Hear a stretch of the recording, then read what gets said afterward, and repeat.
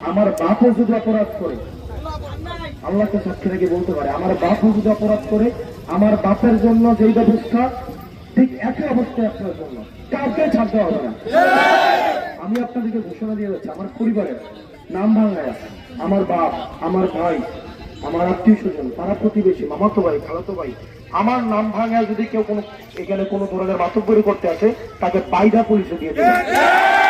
এবং আমার বাপও যদি আসে, হাসনাত আব্দুল্লাহর পরিচয়ে সে আপনাদের মতোই মানুষ, আপনি যা আমার বাপও তা।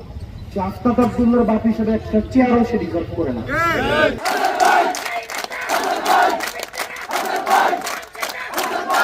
অবৈধ তদবির নিয়ে কিন্তু আসা যাবে না, কারণ অপরাধ কিন্তু শুরু হয় নিজ দলের থেকে। ধরেন আমি যখন একটা এগেইনস্টে অ্যাকশনে যাবো, একটা মাদকের বিরুদ্ধে একটা অ্যাকশনে গেলাম, যার বিরুদ্ধে অ্যাকশনে যাবো সে তো আমাদের সমাজের কেউ না কেউ, নাকি কেউ না?